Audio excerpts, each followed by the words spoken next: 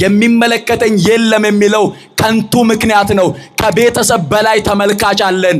የላያችንን ሳይሆን ልባችንን የሚመለከት ከዘመድ በላይ ተመልካች አለን። የለበስነውን ሳይሆን ውስጣችንን የሚመለከት ከጓደኛ በላይ ተመልካች አለን። የነገርነውን ሳይሆን ያሰብነውን የሚያውቅ።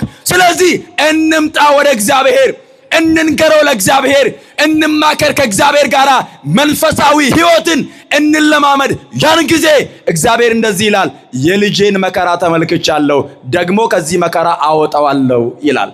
እግዚአብሔር ከተናገረ ማንም አይከለክለውም። ክብርና ምስጋና ለስሙ ይሁን። አመስግኑት እግዚአብሔርን።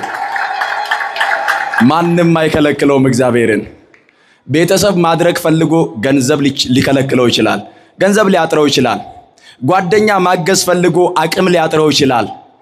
ዘመድ ማገዝ ፈልጎ ብዙ ነገር ሊጎድለው ይችላል። ምንም የማይጎድለው ስንቀርበው የቀረበን ይወላችሁ። ከምንም በላይ እኛ ብቻ በትህትና እንቅረበው፣ እኛ በእምነት እንቅረበው፣ እኛ ወደ እርሱ እንምጣ። ያን ጊዜ እርሱ ወደ እኛ መጥቶ በልባችን ላይ መኖሪያውን ያደርጋል፣ በልባችን ይመላለሳል። ያን ጊዜ ውስጣችን ሆኖ ይመራናል። በዚያን ሰዓት ላይ ማናችንም ካለንበት ከየትኛውም መከራ እግዚአብሔር ያወጣናል። ኢየሱስ የሚል ስም ጽፌ ሸረሪት ይሄድበታል አይሄድበትም? ዝም እግዚአብሔር የሚል ስም ጽፌ ግድግዳ ላይ ቢሰቅለው ሸረሪት ያልፍበታል አያልፍበትም? አንዱ ገርሞት የእናቴ ቤት አለ ሸረሪትና በረሮ ሲመላለስበት አየሁት ስዕሉን። ወይ ጉድ! ራሱን ከበረሮ የማያድን ስዕል አለ። ምናልባት እንግዲህ አሁን ኢየሱስ የሚለው ስም በእኛም በእነሱም የከበረ ስም ነው። ኢየሱስ የሚል በትልቁ ጽፌ በረሮ ቢሄድበት ኢየሱስ ራሱን አያድንም ማለት ነው? አላህ የሚል በትልቁ ጽፌ ቤቴ ላይ ብለጥፈው አላህ የሚለውን ክቡር ስም በእስልምናው እና በረሮ አይጥ ቢሄድበት አላህ ራሱን ማዳን አይችልም ማለት ነው? ክርስቲያኖች እንዲህ አይነት ስዕል ላይና ቃላት ላይ ተአምርን የሚፈልግ ሰው በጌታችን በኢየሱስ ክርስቶስ ትምህርት አመንዝራ ተብሏል። ምን ተብሏል አልኳችሁ?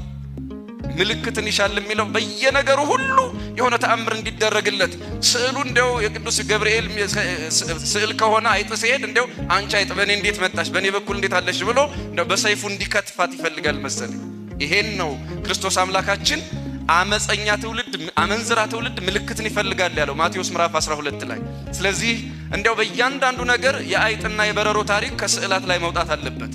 እኛ ለቀለምና ለሸራ የምንሰግድ ሰዎች አይደለንም። በስዕሉ ውስጥ የተሳለውን መልአክ፣ የተሳለውን ሰማዕት፣ የተሳለውን ጻድቅ፣ የተሳለውን ጌታ እያሰብን እንጂ ቀለሙንና ሸራውን አይደለም።